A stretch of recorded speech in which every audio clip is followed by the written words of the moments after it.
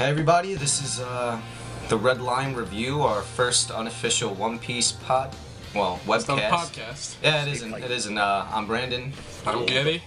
And here we are. I want to dedicate our first episode to the first half of One Piece. I was thinking maybe we'd discuss, like, I don't know, maybe start out with like our favorite character or something. Yeah, you know, there's a lot of ground to cover, but you know, you don't just want to dive right. You don't want to dive head first into the shallow pool. I know I use that aphorism. What are we up to? Chapter like 673 now. Huh. Maybe a little higher than that. We would assume anybody who's watching this is probably up to date, but just to be safe, I figure it's probably best to start from the beginning. Most likely my friends will be watching this and they are not up to what we are up to. So, why don't you like talk about like your favorite arc or something and like how it contributed to like the continuity of the series or something like that.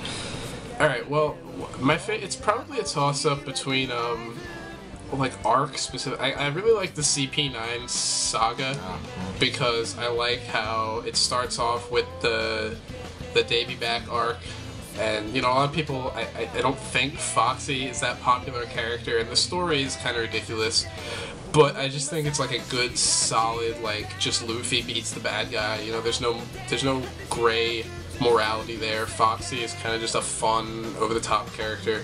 Yeah.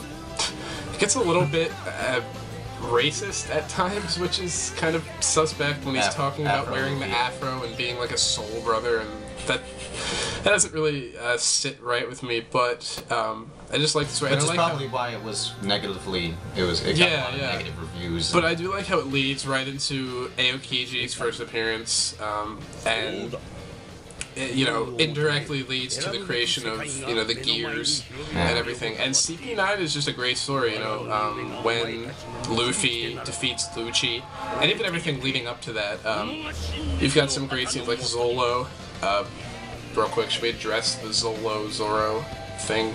Yeah, we probably should. Yeah. We prefer to say Zolo because, you know, One Piece is a great story. Yeah. It's very unique, but it bugs the crap out of me that Oda named one of his main characters the name of a character that already exists in fiction and is more iconic. More iconic in America, at least, and other countries, than probably One Piece's Zoro will ever be. And I just think we just think Zolo sounds cooler, and even though even though it was mentioned in the 4Kids dub, which we're not even going to get into how horrible 4Kids was, but the fact that it gives it the character, you know, a lot more individuality, we just prefer to call him Zolo. Zolo just sounds cooler, like, personally, I think, but, anyway, you've got like that awesome scene with after Zolo defeats Kaku, and it's kind of like you see that like Kaku really kind of liked working with the shipwrights and everything, and I just think that's like a really nice little exchange of dialogue that they have when Zolo says you're fired. Kaku kind of just laughs and then passes out or whatever. And Luffy defeating Lucci is one of my favorite scenes from the series because, like, there's so much emotion in it. It's also like a great action scene, but it's just like Lucci has some great lines about how he's gonna kill everybody and how he's like they're going to hell, and he's so sure of himself, and just to see him get like knocked through the wall, his teeth are all missing. He just gets the shit kicked out of him. It's awesome. So I really like CP9. Plus, you know, at least the Straw Hat's getting Frankie, who's my favorite Straw Hat. It's a great story. It's got those great, like, emotional One Piece moments and some fun villains and.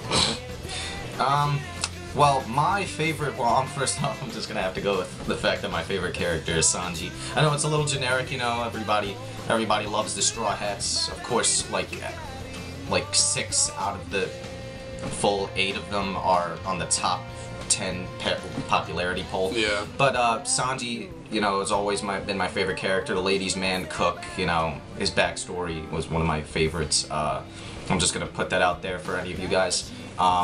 My favorite, I guess, since we're going with sagas now, hands down's got to be Whitebeard War. I mean, dude, personally, just everything about it. First off, the fact that everything tied together so well with how, well, of course I'm gonna have to get into Ace now, because how Ace was, met up with Luffy back at, Alabasta, and how, Ace was looking for Blackbeard at that time, and, because Blackbeard killed one of Whitebeard's crew members, and for the Devil Fruit, and, like, everything flowed together so perfectly.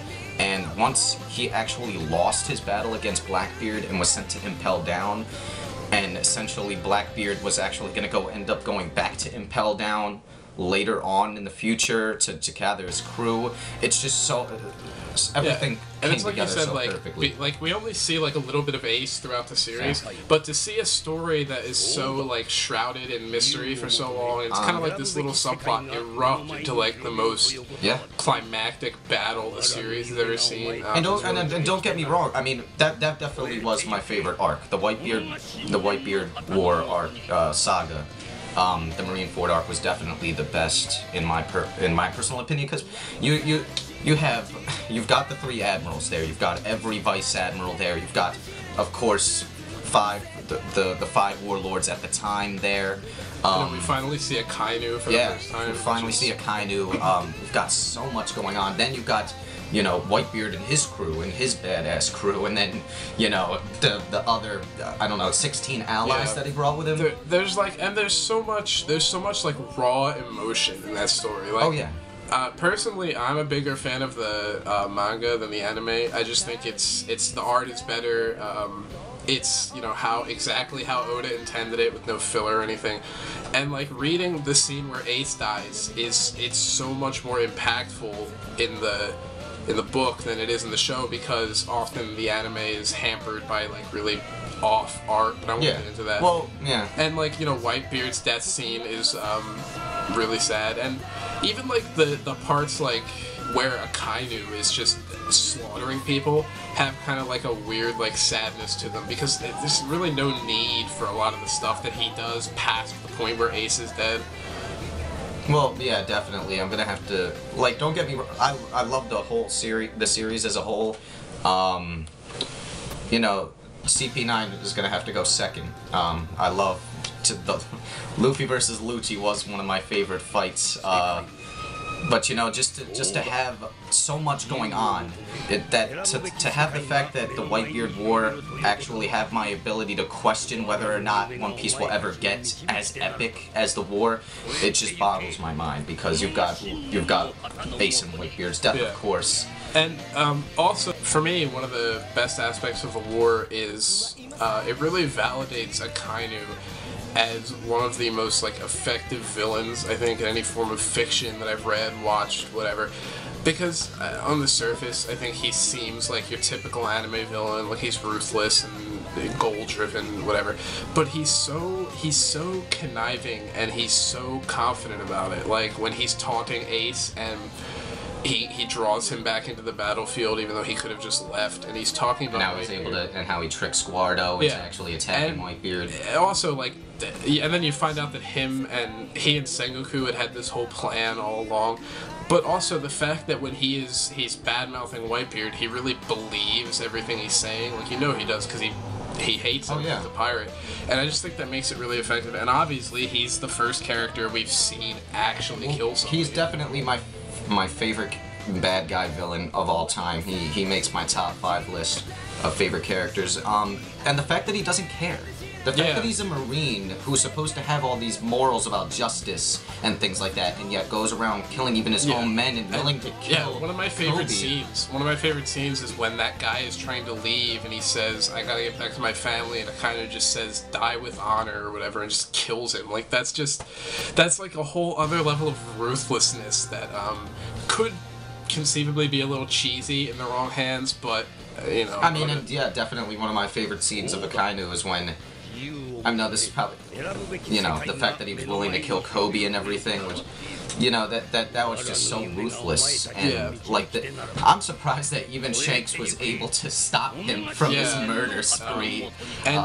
But also, like, you do see, as I know we were going to talk about earlier in the series, but if you've been up to date with the current stories, he does have, like, a human side. I mean, he let Aokiji live during their fight. Yeah. So, like, he's more complex. He has a little bit of respect. He's more complex than just this crazy guy, and one of the most disturbing scenes from One Piece, if not really, like, I guess the only disturbing scene, is from Marineford when he's standing over one of Whitebeard's pirates, Curiel, and he's screaming, and he's all bloody, and he's like, you see Curiel's body all scorched at his feet, and he's screaming about how they can't let any pirates get off the island, and that just really resonated with me for whatever reason. I think it's a really effective scene. There's like flames in the background, and he just kind of walks out Diesel-like, and that was definitely one of the most badass scenes of One Piece. I have to agree with you on that. Kainu is a great character, I guess, is what you should take is away where from. we and that's where we kind of go off. I neglected to identify my favorite character. My favorite character in One Piece,